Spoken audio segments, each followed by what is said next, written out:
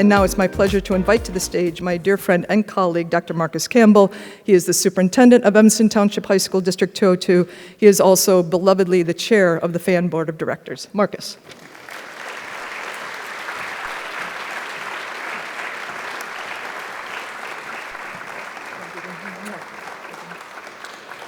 Thank you, Lonnie, and welcome to Evanston Township High School, everyone. I have the distinct honor tonight to introduce both Natalie Moore and Jim Clyburn, but I just would like to take a moment and welcome all of you to ETHS. We are delighted to have you in our midst tonight. Natalie Moore. So before we begin tonight's conversation, I'm pleased to introduce tonight's moderator, Natalie Moore. Natalie is an award-winning journalist, author, and Chicago native whose work has long examined segregation, housing, and inequality. For 17 years, she was a reporter and editor at WBEZ, and her reporting has been published and featured internationally. She is also the author of the acclaimed book, The South Side, A Portrait of Chicago and American Segregation. Today, Natalie continues her work as senior lecturer and director of audio journalism programming at the Medill School of Journalism, where she helps prepare the next generation of journalists and storytellers. Please join me in welcoming Natalie Moore.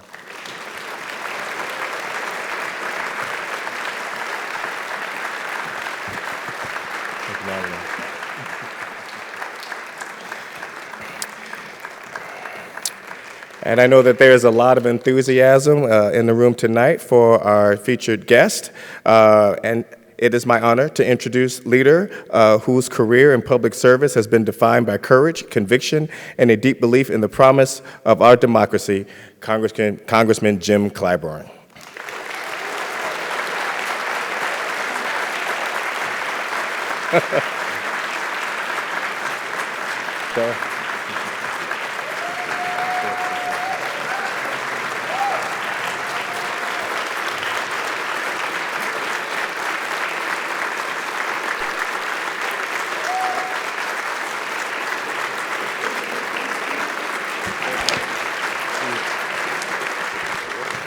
For more than 30 years, Congressman Clyburn has represented South Carolina's 6th Congressional District in the U.S. House of Representatives. Throughout his career, he has been a powerful voice for civil rights, educational opportunity, and economic equity, helping advance policies that strengthen communities and expand opportunity for future generations. Many people across the country know Congressman Clyburn for his influential leadership and congressman and for his historic role in moments that have shaped the direction of our nation. Almost done. At a time where schools like ours are working every day to help young people understand history, engage thoughtfully with the world around them, and then imagine the future they want to build, it is especially meaningful to hear from leaders whose lives reflect those values. We're deeply grateful that he has taken the time to be with us tonight to share his perspective and experience. Take it away, Natalie and Congressman Clyburn. Thank you for all. Thank you. Thank you. Good evening, everyone. Thank you, Dr. Campbell. Thank you, Lonnie. Thank you, FAN, for putting together such amazing free programming for the community. And thank you to the staff and principal and everyone who made this happen tonight at ETHS. And thank you, Congressman, for being here this evening. I want to do a little table setting for people who may not have read the book or they have read the inside of the jacket while they were waiting for you. The congressman was a high school history teacher, and this is a history book. There were many times that I was reading and I would grunt or make a noise, and my husband, who's here in the audience, would say, "What did you read?" And I was like, it's just too much to explain. It's about white supremacy and racism. So we will dig in a little bit. We are not going to be able to touch everything. But, you know, as the book is entitled, it's about the first 8 congressmen in South Carolina. And I want to start by asking you, when did you first learn about the first 8? Was it in school? Was it as a teacher? When you were running for Congress? No. Well, let me begin by thanking all of you for being here, and thanks to the sponsor of this great event. I really feel honored to be here, and especially following my dear friend John Lewis that I know has been very, very important to this community. I learned about these people first from my dad. My dad grew up in a little county in South Carolina, Kershaw County, that did not allow education for blacks beyond the 7th grade at the time he was growing up. And so he repeated the 7th grade 3 times, and finally the teachers would not let him come back anymore. He then got a job in a bakery shop, and while in that bakery shop, he self-taught and got to the point that he could pass a college entrance exam and went to college. Well, when, of course, he had a family when he went to college. But my dad laid down 2 rules for us that we had to follow. One was every morning before breakfast, we had to recite a Bible verse. We couldn't say the same one twice. And on the day he laid down the rule, he took Jesus' whip off the table. But then every evening, before retiring to bed, he insisted that my 2 brothers and I share with him a current event. Now, we didn't have television, but the local paper was delivered to our home every afternoon, and we were expected to read that newspaper and to find something in there to talk to him about before retiring to bed every night. And along the way, I was introduced to Robert Smalls, who is number 6 on this list, who my dad thought was the greatest man who ever lived. My mother begged to differ. She thought he was Mary McLeod Bethune. And she made me learn everything about Mary McLeod Bethune. So I had this dueling thing going on. So I knew about him, and I also knew about Joseph Rennie, who was the first African-American to be elected to the Congress. Now, there were 2 over in the Senate, but at this time in history, this country's history, senators were not popular elected. But the first African-American to be elected was Joseph Rennie from Georgetown. And so I just knew about them, and of course, I started studying about Robert Smalls very early.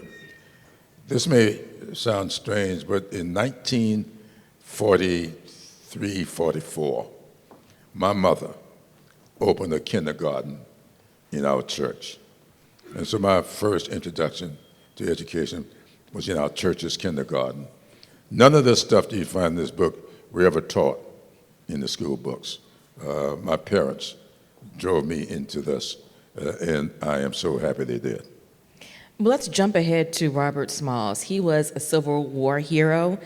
I was talking to John, and we're like, this could be, there's so many biographies or treatments of each of these men. Yes. But Robert Smalls is, I don't want to say more special, but the hero part and how he escaped and what he did. Tell us more about him. Well, thank you. And I think it would be okay for you to say he was more special. Okay. Because he was. I say in this book, and I've said it over and over again for a long time, Robert Smalls is the most consequential South Carolinian who ever lived.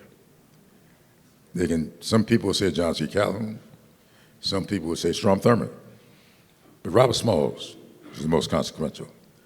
And here's why, in my not so humble opinion. Jan, it's good to see you and your other husband.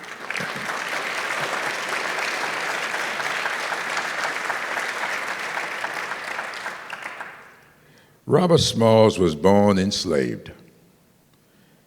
He, at the age of 12, his mother talked their owner into letting Robert Smalls go to Charleston and work on the waterfront. Now, they were in Beaufort, South Carolina, about 6 or 7 miles away. Well, while there, Robert Smalls used to prance around the ship that they were working on, the Planter, and he really showed some leadership. And because he showed this leadership, they made him sort of like the foreman of the other enslaved people working on the ship. Well, the three guys who ran that ship had a habit of every Friday evening, they would leave the ship, go into town, and would not come back until Saturday evening. Well, one day while they were gone, Robert Small started prancing around the ship, took the ship's captain's hat, plopped it on his head, and started mimicking the captain. And one of his buddies said, "Smalls, when you put on that cap, you look exactly like the captain." And that planted an idea in his head. And Robert Smalls started planning his escape from slavery. He brought 6 or 7 of his buddies in on the deal, and his wife and their daughter. And he started studying. He knew the currents of the harbor, started studying the whistles and what they meant. And one day, when those 3 guys left the ship, Smalls knew that they would not be back that night or the next day. And he put in his plan into action. And they escaped, stole that ship, which was the prized ship of the Confederate Navy. And they navigated their way out of the Charleston Harbor through 5 sentry points.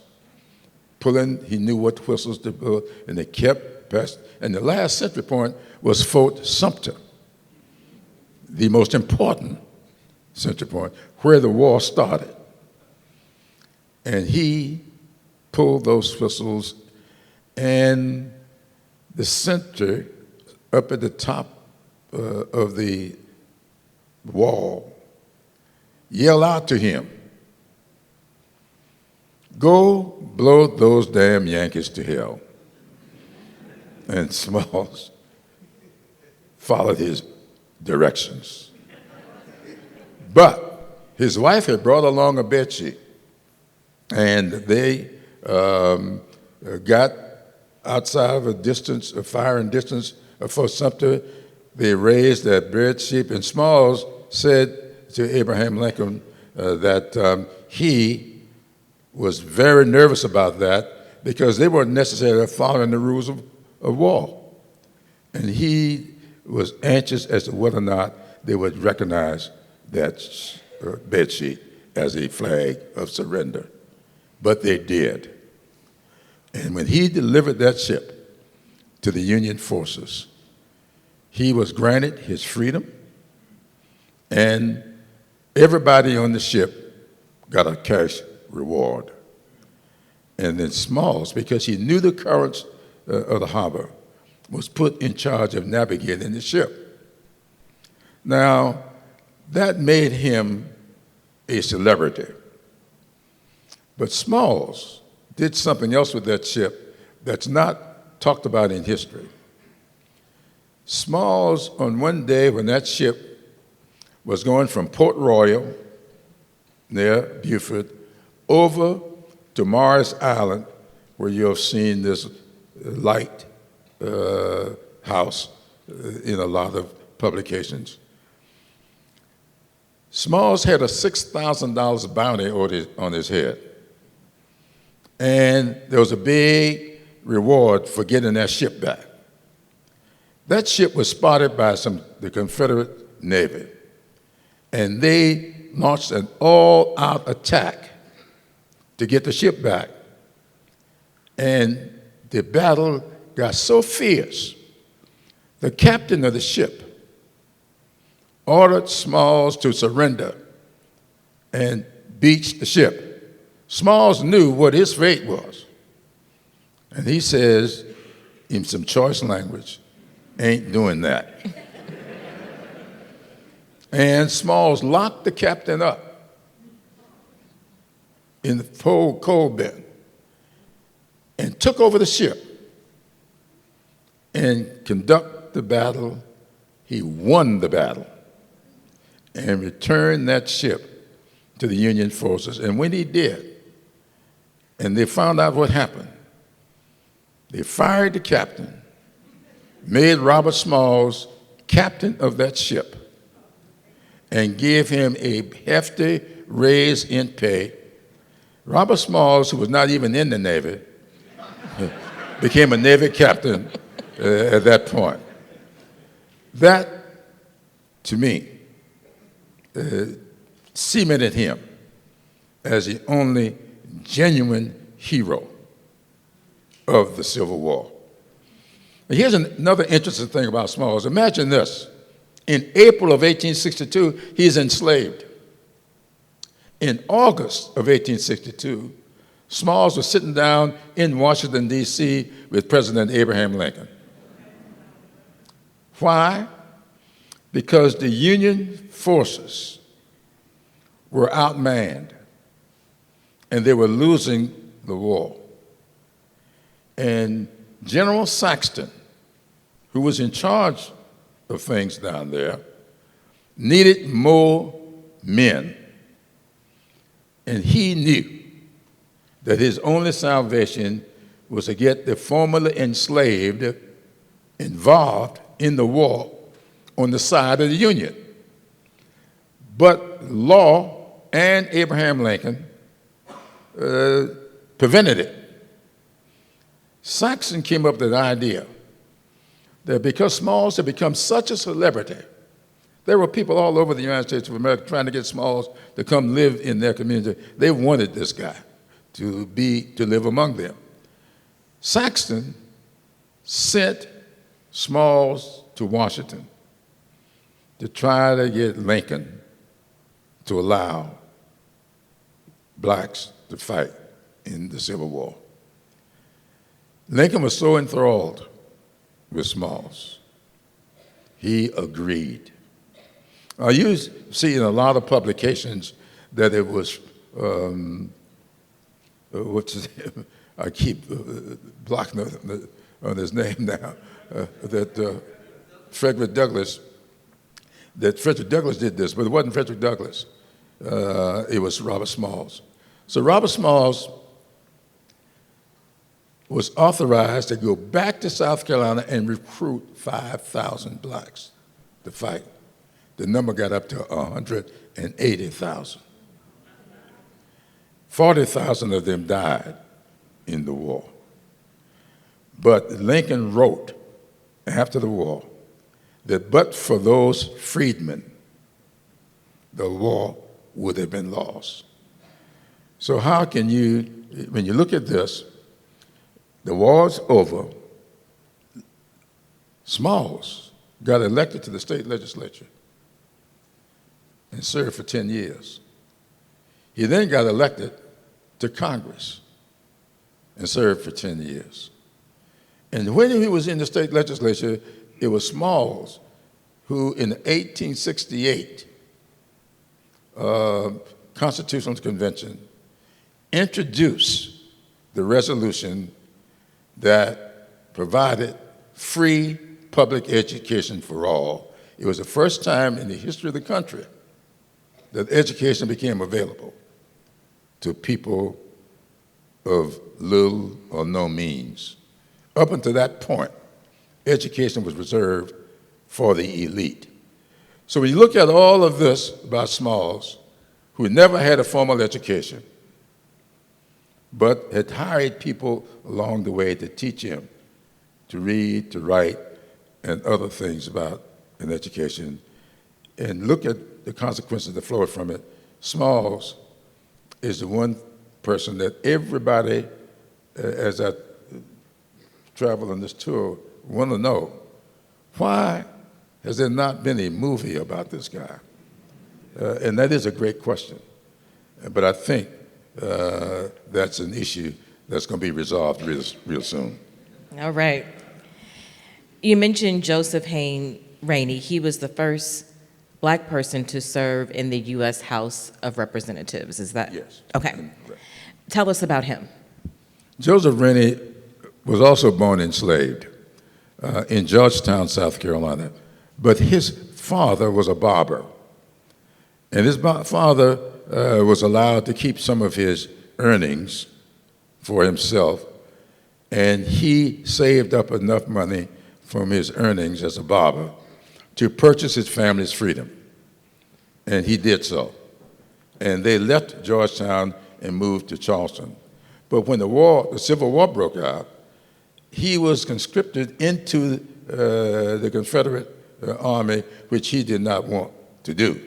So he left. He didn't have to escape because he's already free.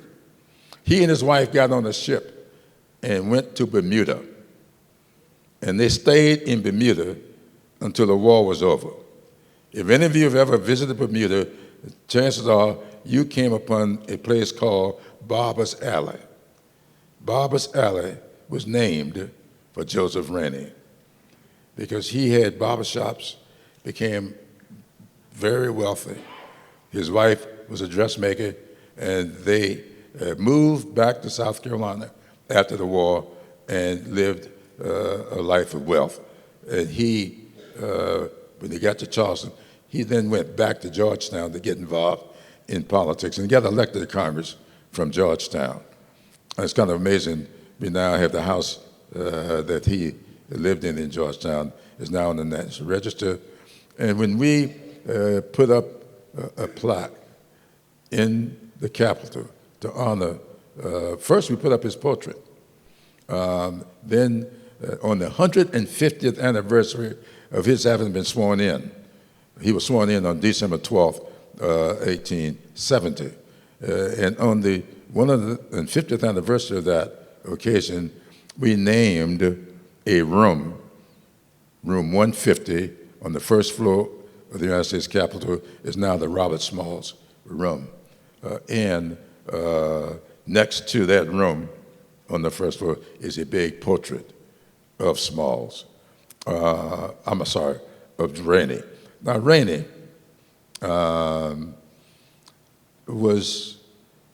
there's no record of him having any real formal education, but he was considered as very urbane, extremely well-dressed, and very persuasive in his arguments. But because he was first, he gets a lot of play, but he was nothing like Robert Smalls. It is remarkable that these 8 men were elected in the 19th century. Can you talk about what was happening in South Carolina with political boundaries, Reconstruction, voting, despite all of the impediments that were inflicted on Black communities? How were they able, as a whole, to be able to represent their communities in Congress? Well, we talked about 2 of them, and only 3 of them were ever enslaved. The other 5 were never enslaved. One of them, Robert Brown Elliott, was educated in Liverpool. He was a lawyer in Massachusetts and moved to South Carolina after the war and became a prolific lawyer. Richard Kane was born in what's now West Virginia, educated at Wilberforce University in Ohio, and pastored at Bridge AME Church in New York, and was sent to Charleston by the AME Church to rebuild Mother Emanuel. These people, all of them, except the ones that I just mentioned, were highly educated. They were all college and university educated, except for the 3 that I mentioned, 2 that I mentioned. So these people were thrown together, being the 4 of them, and this is a big, strange to a lot of people. Because of the population, at one point, South Carolina had 5 congresspeople. 4 of them were African American. And that's the way it was when redistricting was done fairly and properly.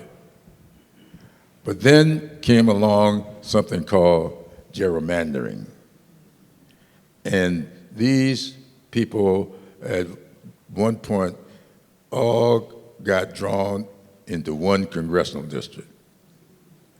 And it became what they call the shoestring district. So the first time, we now have 7 congresspeople from South Carolina and 1 black. It was the same thing in 1890 and 1880 because gerrymandering was not done back then to include blacks, but it was done to exclude. And that's why they call it the shoestring district, because it went all the way from my hometown in Sumter all the way down to Charleston, and they did not have one man, one vote. So they could draw a congressional district with 2,000 people, and then the congressional district next to it would have 20,000 people. All they did was made up the numbers, and they made up the district the way they wanted to in order to keep the numbers from ever getting too black. And this went on until 1896, when they developed a new constitution.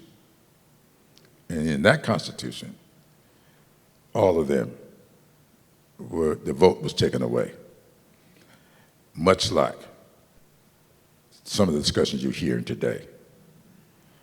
If you look at what's in the SAVE Act, and you look at what was done after the Civil War and got these people out of office, the same kinds of proposals that you're going to find in the SAVE Act was used way back then. In fact, I've said this about this. Project 2025 is not new. I don't know who wrote Project 2025. I know this. They used as their guide something called the Edgefield Plan. It was written in 1875 by a man named Martin Witherspoon Gary, a brigadier general in the Confederate Army, who was in fact, he was considered to be genuinely crazy, not just a racist, but genuinely crazy. And he became Wade Hampton's sidekick. And that's what led to what is now Project 2025, no matter what they tell you to the contrary. Read this book and you see in the Edgefield Plan that what's in Project 2025 came right out of the Edgefield Plan. Hearing that story, reading this book, it reminds us that past is prologue. Yes. And even on the way here today, I was listening to Fresh Air, and there's an author who has a new book out called, it's about the history of blackface. Mm-hmm. And some of the songs that you might have learned growing up are really derivative, not even derivative, they were minstrel songs. And some of the lyrics were "Make America Great Again." Mm-hmm. And so you just have, like, it's all there in front of you. So with that, let's talk about the Redeemers and their red shirts. Yeah. When Martin Gary came up with his Edgefield Plan, there were a lot of instructions in there for how people should conduct themselves in order to restore, and we call them redeem, the South to its pre-Civil War ways. That's what they were trying to do. One of the instructions was we should all go to these meetings, be disruptive. When they get up to talk, you disrupt them. Don't ever threaten one of them. If one deserves to be threatened, they deserve to be killed, you kill them, but don't threaten them. All of this is coming from Martin Gary.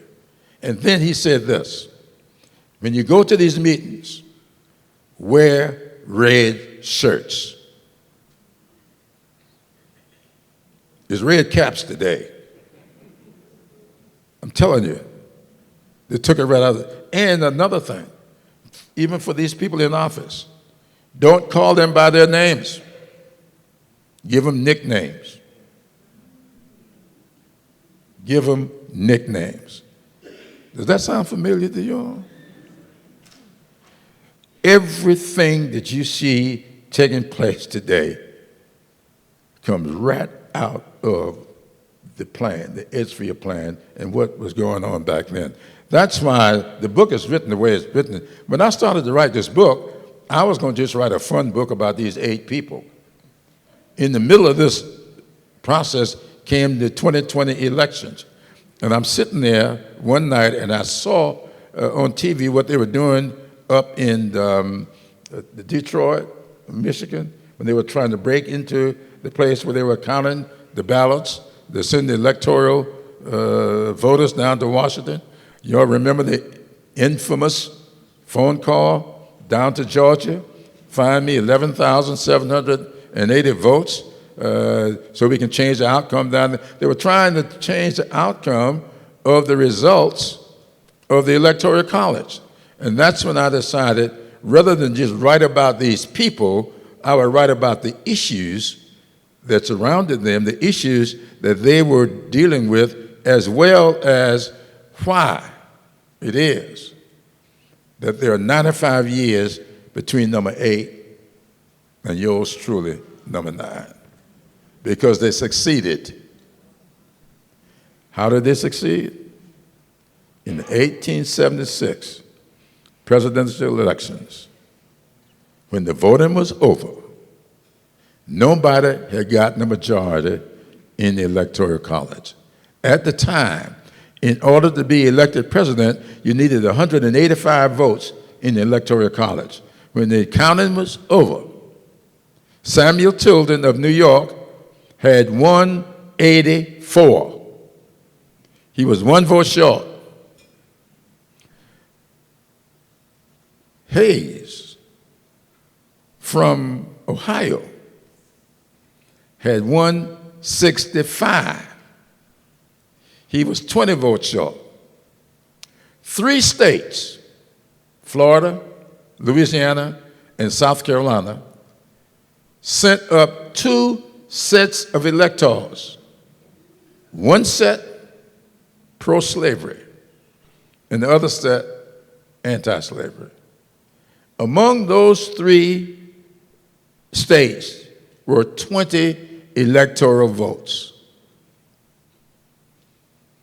Now, the Constitution says when there is nobody with a majority vote in the Electoral College, the election gets thrown into the House of Representatives.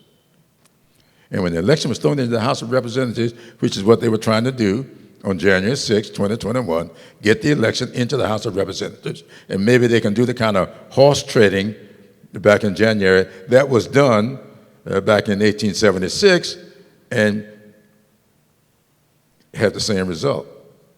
Because in 1876, and the election was thrown into the House of Representatives, and the House couldn't figure out what to do, they appointed a 15-person committee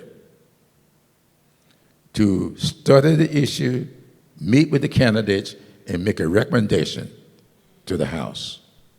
These 15 people voted 8-7 to give the 20 votes to Hayes. And therefore, Hayes became president of the United States by a vote of 185 to 184. So, Reconstruction came to an end by a vote of 8-7 because the promise to Hayes made to them, if you all vote for me, I'll bring an end to Reconstruction. Give me those 20 votes, I'll go from 165 to 185, I'll become president by 1 vote, and I will end Reconstruction. And the vote was 8-7 for him to get the votes to end Reconstruction. And therefore, Hayes became president of the United States by a vote of 185 to 184, and that led to Jim Crow. Jim Crow became the law of the land by a single vote.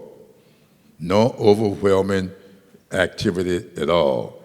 So when people say this country has never been divided like it is today, not true. We were just as closely divided after that election as we are today, and that's why you see such a big effort being made to change the voting methods, to change who gets to vote so that they can replicate today what happened after the 1876 election. It's no joke. It's there. It's all right in this book. Can you talk about some of the resistance of Black South Carolinas to not only the lawmakers, but the mobs, like when the red shirts would try to descend onto their property? The most interesting thing about these 8 people is the fact that they never, ever gave in to the violence. They never gave in to the threats. They continued. Every one of them got indicted. Well, one of them died before his indictment came, but they were trying to indict him, and in fact, he was. And the thing I like to tell people about these 8 people, they were different. They did not always agree. In fact, Robert Smalls was thrown in jail because he refused to plead guilty to some trumped-up charges. They put him in jail. And he got a pardon from the governor, but he would never, ever plead guilty. And he was said to him, and there's a quote in the book, "Smalls, we don't want to do you no harm, but we got to have this government. And we want you to get out of our way." Because Smalls was so respected, he almost single-handedly kept them at bay because the people followed him and they had the votes. So they had to come up with all kinds of schemes to keep people from voting. So this thing John Lewis talked to you all about, how many bubbles in the bar of soap, these things really happened. And that was going on in 1965. At the time of the crossing of the Edmund Pettus Bridge, only 3% of African Americans in the entire state of Alabama were registered to vote. And they were over 40% of the population. And so these things were real, but every one of them resisted. At one point, they told Robert Smalls if he did not sign the new Constitution of 1895 that took all of his rights away, that if he did not sign it, they would not pay for his ticket to go back home. And Robert Smalls says, "If I have to walk back home, I will not sign it." And he did not sign it. I have no record of whether or not he walked back home, but he did not sign it. These people never, ever gave in. And that's one of the reasons I wanted to write this book, to say to people, just because we have differences, my goodness, I stayed married to the same woman for 58 years. I know what it is to have differences. I know what it is to disagree. But you don't have to be unanimous to have unity. And I think that that's one of the things we have to, if you look in this book, you will see that these people were never unanimous, but they were always unified. And there's a difference. And just to, so we're not hogging all the Robert Smalls' time, you know, some of these men, there was colorism that gave them privilege. It was parentage that gave them privilege. One of them even had a family that owned slaves. Yeah, Robert DeLodge. DeLodge was from Aiken, South Carolina. He was of mixed race, Haitian background, and he left Aiken and moved to Charleston because there was a stratified society in Charleston. You would be black, mulatto is the word that a lot of people don't like to use.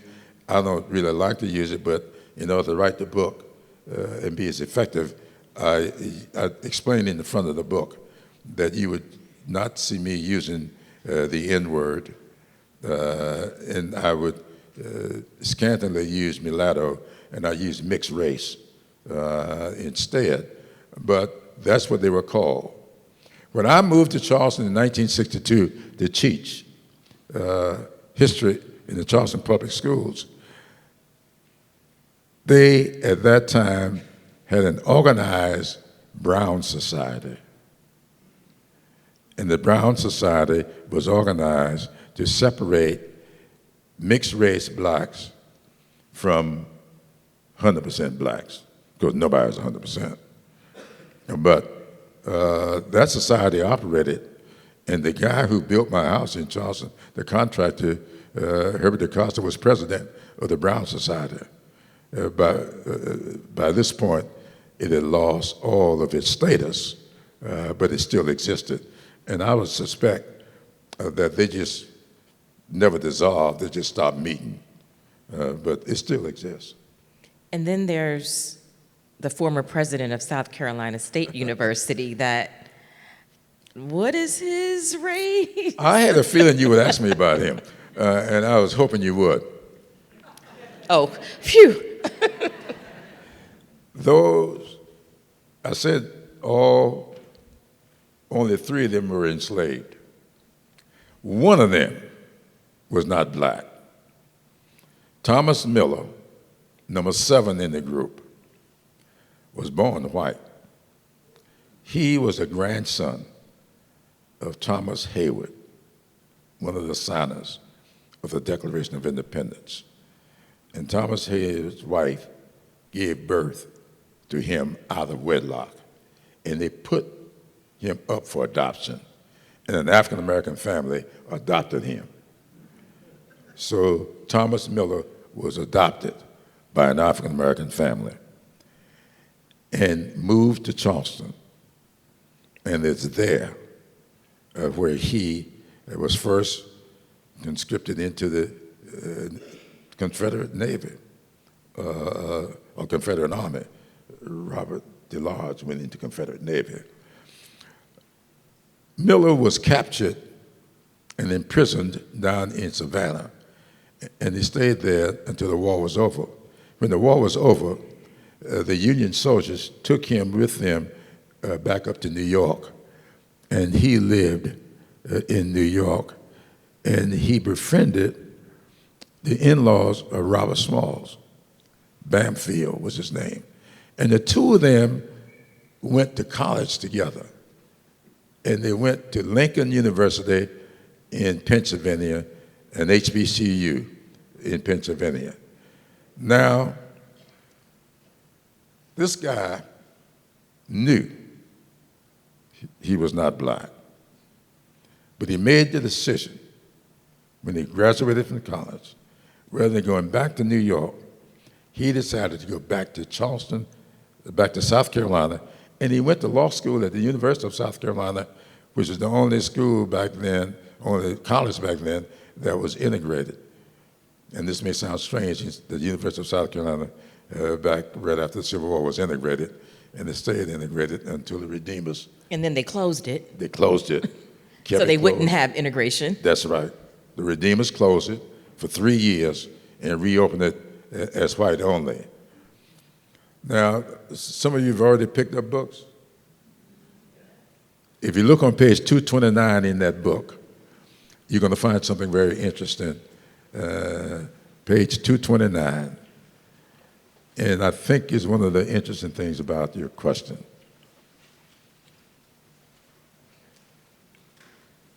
You see that tombstone? I vowed that I was going to find Thomas Miller's tombstone, because when I was a student on the campus of South Carolina State, all kinds of rumors floated around about this tombstone. And people had all kinds of variations of him. But you're looking at all the former presidents of the school, and you see Miller sitting there, and you says, he ain't black. Well, Miller has on his tombstone an admission: I serve God and man. not hating the white man less, but the Negro needed me most. That's not exactly it. But that was his admission at his death, that he knew he was not African American. Now, here's what's so funny about that.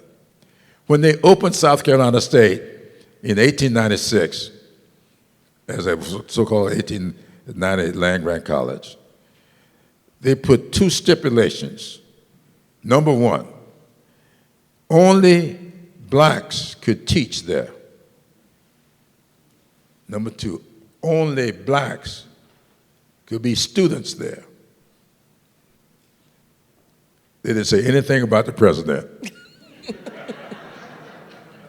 So all the teachers were black, all the students were black, but the president was Thomas E. Miller, and he was a great president. Did he marry a black woman? Yes. He did everything black except being born. He had nothing to do with his birth. Yeah. So you share a kinship with, well, you say you have a kinship with them all. Yeah. But George Washington Murray, Yes. you might actually be your kinfolk. Yes. Well, George Washington Murray was number 8, and Chicago factors into that. When they started indicting, George Washington Murray became a congressman. He was a big landowner in Sumter, South Carolina, where I'm from. He comes from a part of Sumter where my grandmother, my father's mother, was a Lloyd. Her brother was Enoch Lloyd. He was married to Ethel Murray. And at family reunions, there were all kinds of stories always floating around about our family relationship to Murray. So I just assumed that was by the marriage of Uncle Enoch to Murray, who I just assumed was related to George Washington Murray. But one of my cousins said to me one day, said, no, that ain't it. And he says, we were at a family and friends church service, and I was the keynote speaker that day. It was 1992 when I was first running for Congress. He says, my mother will be here shortly. Ask her, she'll tell you. Well, she didn't come that day. She didn't come to the service. So later that night when I got home, I called her to tell her what I had heard from her son, and please explain it to me. Well, she was very strange on the phone and wouldn't talk. And I thought maybe I called her too late. So I waited until the next day, and I called her back. And finally she blurted out, now James, back then, a lot of things happened without the benefit of marriage. Now, my cousin told me that this guy had 2 families, and my father and his 2 brothers were actually Murray's children.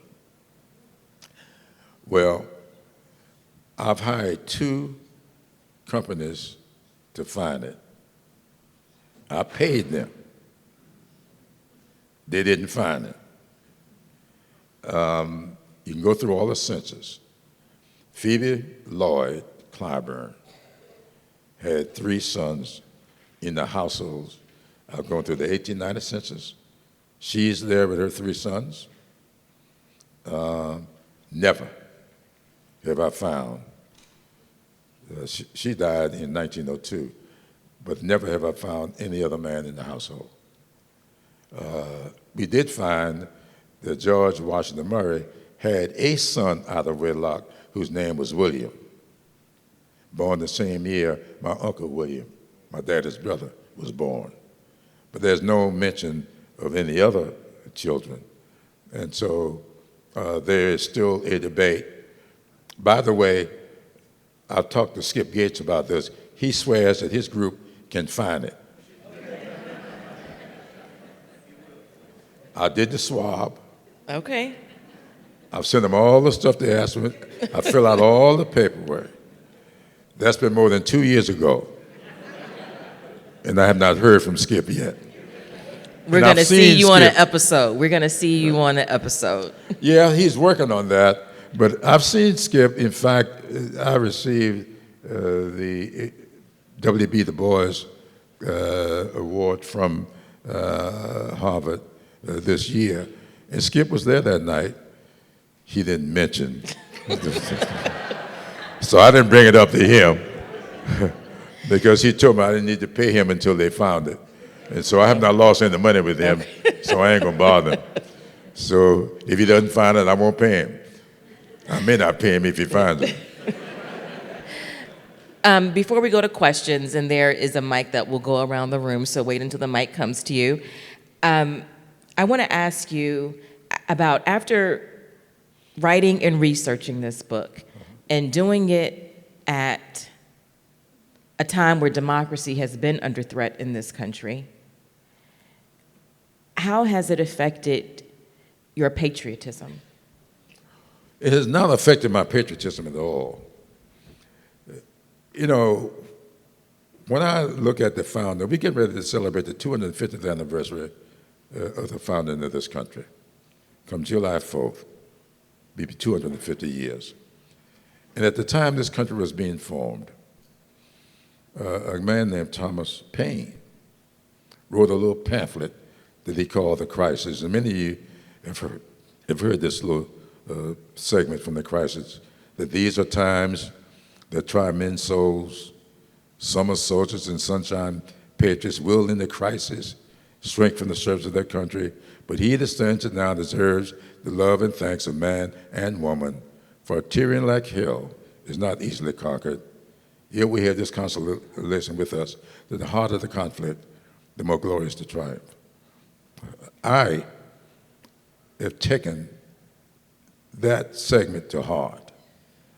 Summer soldiers and sunshine patriots will, in the crisis, shrink from the service of their country. I am not a sunshine patriot. And like John Lewis, I am not a summer soldier. I'm in this fight, and I hope that we will fight. Now, Thomas Jefferson is given credit for saying something.